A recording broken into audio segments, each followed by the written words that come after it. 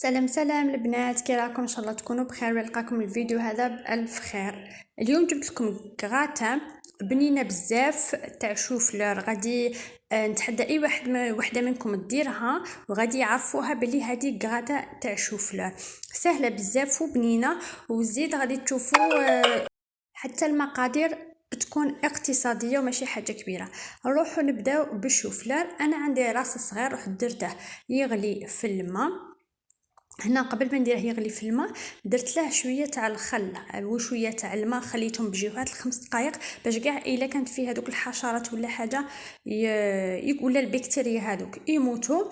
ومن بعد رحت جبت الماء كما راكم تشوفوا، درت فيه الشوفلور تاعي وزوج حبات سنات تاع الثوم وخليتهم يغلو، ونزيد لي زيبيس هنايا باش يقلع لنا هذاك الكو ولا هذيك الريحه تاع الشوفلور. درت لهم الملح، شويه تاع الكمون، شويه تاع الفلفل الكحل وشويه تاع الفلفل العكري ولا الفلفل الاحمر والورقه تاع الرند، وخليتهم يغلي مليح ونبلعوا عليه ونخلوه بجهه. هنايا غادي يعطي هذيك الكو تاع ولا الريحه تاع الشوفلور غادي ما تشموهاش كاع في الدار. هذا بالنسبه للريحه تاع الشوفلور ديرونجيهم، وانا وحده منهم ديرونجيني. هنا نروحوا نجيبوا ربع صدر تاع الدجاج كما راكم تشوفوا، ربع صدر، ما قلت لكم ني صدر ني نصه، ربع تاع صدر تاع الدجاج. نروحوا نقطعوه ونجيبوا حبه بصل صغيره نقطعوها نقلوها. هنايا كي تبدا تدخل لها الطياب نروحوا نجيبوا هذاك ربع تاع صدر كما قلت لكم نكونوا قطعناه تاني مربعات صغار، نزيدوهم لهذا البصل ونقعدوا نقلو فيه. هنا طريقه سهله وبسيطه وغادي تحضريها ليه. هنا شوف هذاك الربع تاع الصدر الحمد لله يا ربي جاء عطاني كميه مليحه لا باس بها. انا توجور كي نقول لكم ربع تاع الصدر كيفيه ربع تاع الصدر يعطي كميه مليحه. ونعرفوا بلي الدجاج ما يديناش وقت بزاف في القليه نتاعه ولا في الطياب تاعه. هنايا بعد اللي قليناه يدخله الطياب نروحوا نجيبوا حبه تاع فلفله خضراء حلوه، اللي يكون عنده فلفله حمراء حلوه ولا صفراء ولا الفلفل تاع الالوان مليحه يزيدها كل اضافه تزيدوها. هنايا تكون تغل تزيد لها البنه وتزيد تغطي لنا هذيك البنه تاع شوفلر. ونعرفوا باللي كي نقلوا الفلفله والبصل هذاك الكو بنين بزاف بلا ما نهضروا على الدجاج.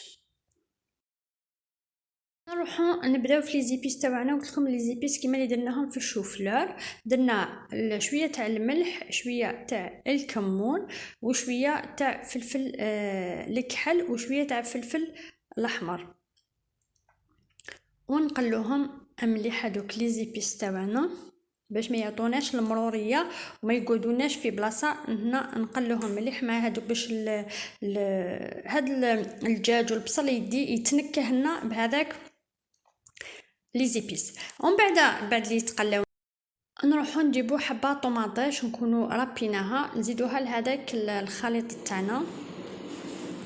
اللي يبغيها حمراء بزاف يدير طوماطيش مصبره، اللي ما يبغيهاش حمراء يستغنى على الطوماطيش مصبره ولا الطوماطيش تاع الخضر، يخلي غير هذا الطوماطيش ويخليها. راكم تشوفوا بدات تكون هذيك لاصوص البنينه.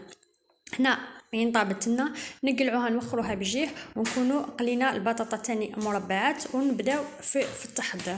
هنا بعد لي شوفلر تاعنا كان غلانا كمل من الغليان درناه يكثر شويه ورحنا جبناه قطعناه شويه هكا وزدنا له هذاك الخليط وزدنا له هذيك لاصوص تاعنا وزدنا له حبه تاع البطاطا. هنا درنا زوج حبات يا ربي بزوج حبات تاع البطاطا مقطعين كيما راكم تشوفوا طرف صغير ولا قطع صغيره ونخلطوا كل شيء مع الحبه. هنا الاضافات قلت لكم كاين اللي تبغي تضيف الفرماج، انا ما بغيتش ندير الفرماج في هذه المرحله. الفرماج بغيت نخليه درته مع لا بيشاميل.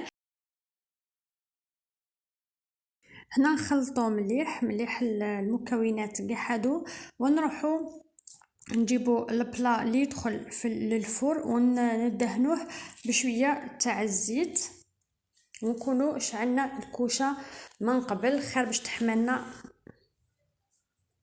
هنا نخلطوا كاع المكونات، لازم نعرفوا بلي كلشي تخلط ماشي تخلط لنا من الفوق والتحت يقعد لنا شوفلور من تحت ما وصلهش ما وصلاش زعما كينا ما نخلطوش، ما يتوصلاش هذيك الدجاج وهذيك لاصوص.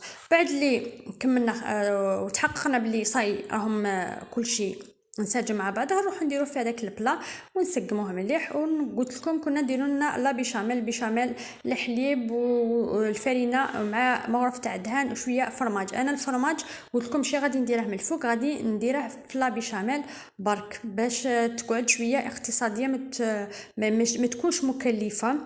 هنايا كاع الا ما عندكمش فرماج مبشور ديروا جبن مبشور ولا فرماج رابي، ديروا فرماج تاع القطع هذاك المثلثات، هذاك غادي يكفي ويوفي. هنا نروح نجيبو لا بيشاميل تاعنا ونديروها من الفوقه وندخلوها للفور طيب من تحت واحد ميم با 5 دقائق، ونعاودو نديروها من الفوقه حتى تكراتينا مليح ونخرجوها. ودوك تشوفوهم معنا في طبق التقديم.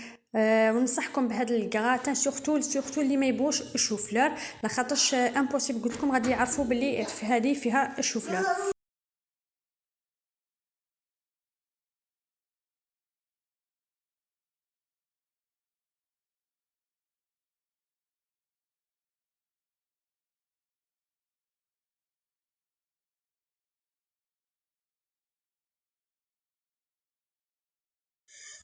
هذه هي الكاطه تاعنا كما راكم تشوفوا فيها بعد اللي طابت وداتنا تحميره.